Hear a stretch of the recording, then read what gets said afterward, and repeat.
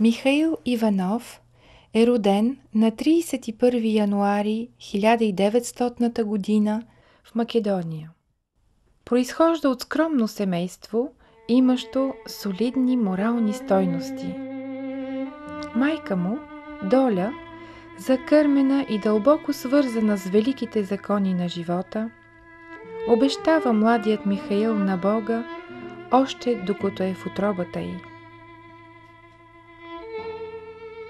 През 1907 година семейството се преселва в град Варна, но бащата внезапно умира и това оставя семейството му без препитание.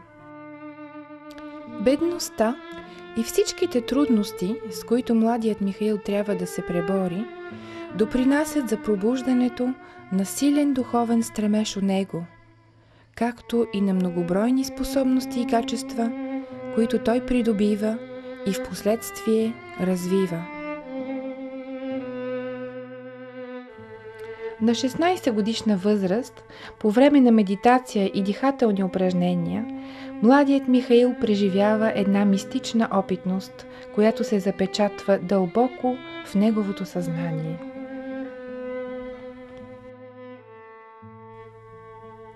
През 1917 година Михаил се запознава с учителя Петър Дънов, който е интерниран във Варна. Впечатлен и благоприятно изненадан от способностите на младия Михаил, учителя Петър Дънов го приобщава към групата на своите ученици, дава му напътствия в духовните упражнения и го насърчава да продължи обучението си в университет. През 1920 година брат Михаил следва учителя си, който се премества в София. Завършва университетското си образование и става преподавател.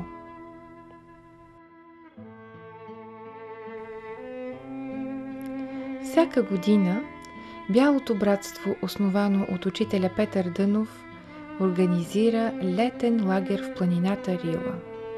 Там, на чист въздух, под ярките слънчеви лъчи, учителят Петър Дънов предава ценни знания на своите ученици. Учи ги да четат в отворената книга на живата природа. Всяко нещо в природата и живота е повод за размишление, усъвършенстване и поука. През 1937 година учителят Петър Дънов, предусещайки поврата в политическите събития, натоварва брат Михаил да пренесе факела на учението във Франция. Преди заминаването на брат Михаил, учителят Петър Дънов му дава следното послание под формата на притча. Давам ти един скъпоценен камък с изключителна стойност, но ти ще трябва да преминеш през една гора, превзета от разбойници и диви зверове. Този скъпоценен камък трябва да се опетни, замаскира, за да стане неузнаваем. Разбойници ще се нахвърлят върху теб и ще искат да те ограбят, но като не намерят нищо ценно, ще те оставят на спокойствие. Щом като прекосиш тази голяма и страшна гора, тогава ще бъда с теб и ще ти помогна да се измие камъка, който от този момент ще заблести с неописуем блясък. Така учителят загатва за трудностите, които брат Михаил ще срещне в последствие. Малко след пристигането му във Франция, учителят Петър Дънов пише на своя ученик: Обични Михаил, моите добри пожелания за добрата работа, която вършите за Царството Божие в тоя голям град. Изпращам ти лъчи на живота. Това са последните рилски беседи.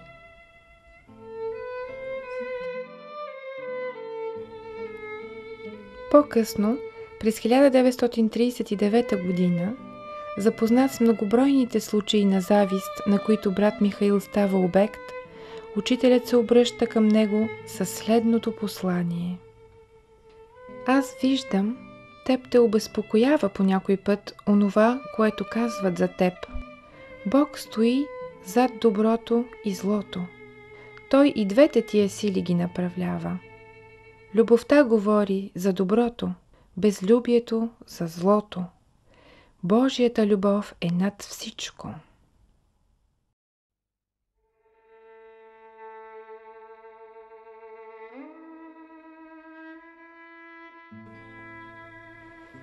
Брат Михаил научава и овладява бързо френски език и през януари 1938 година той изнася в Париж първата си публична беседа, посветена на две теми – светлината и изворът.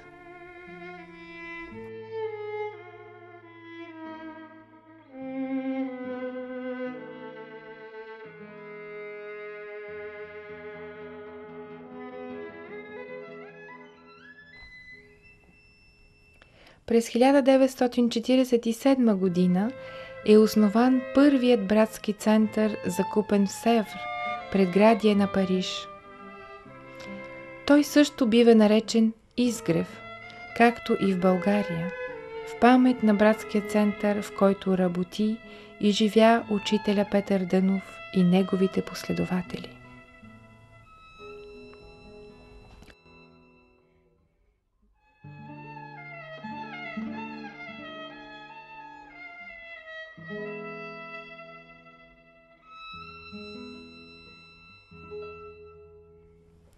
Но серия от сериозни изпитания очакват брат Михаил. Той бива осъден по фалшиви показания. Това са онези камъни, които трябва да се превърнат в скъпоценни. Той бива реабилитиран едва през 1960 година.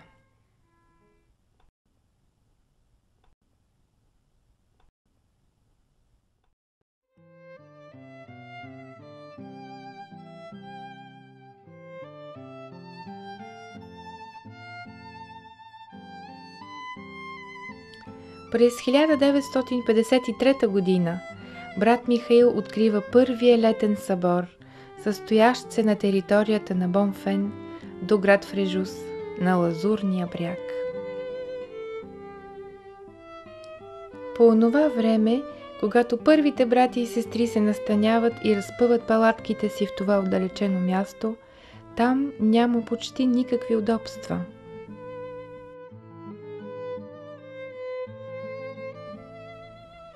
Брат Михаил казва: предпочитам да живея в една малка колибка, но с цялото човечество в сърцето си, отколкото в удобна и просторна къща.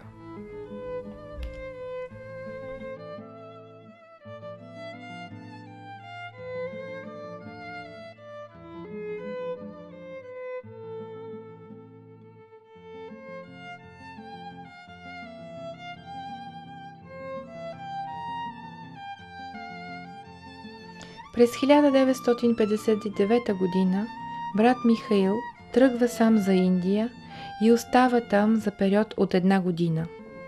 Това пътуване и престой бележат поврат в неговия живот. Той се среща там с най-високо поставени духовни водачи, от които и с хималайския аватар Бабаджи, като посещава и най-известните ашрами.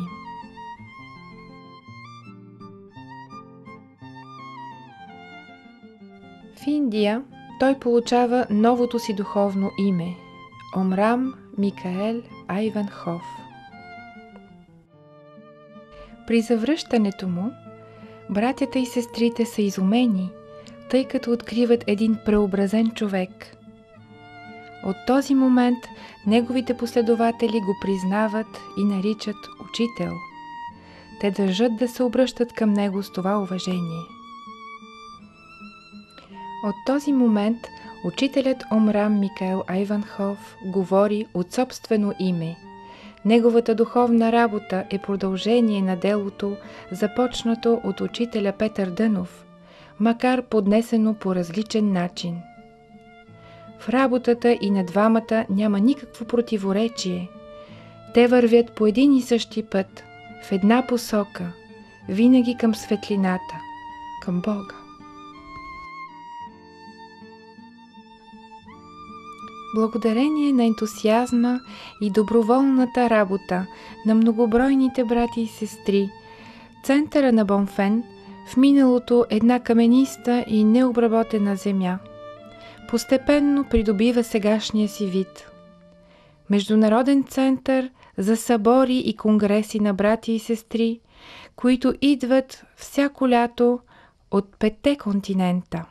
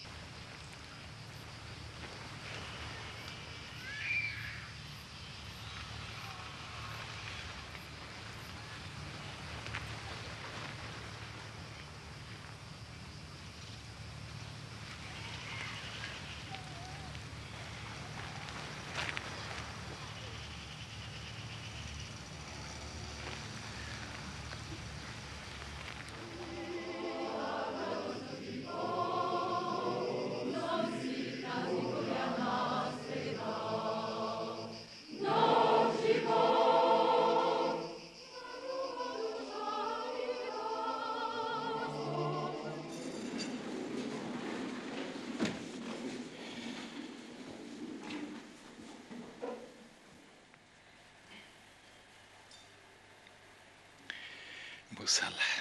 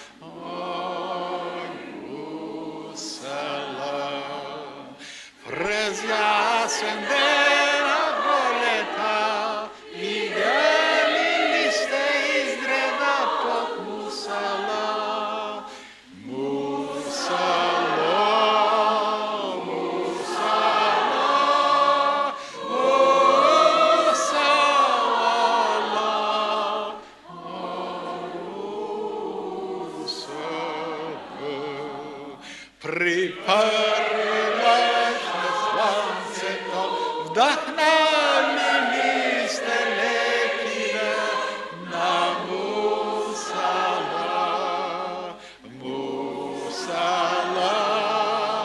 Мусала,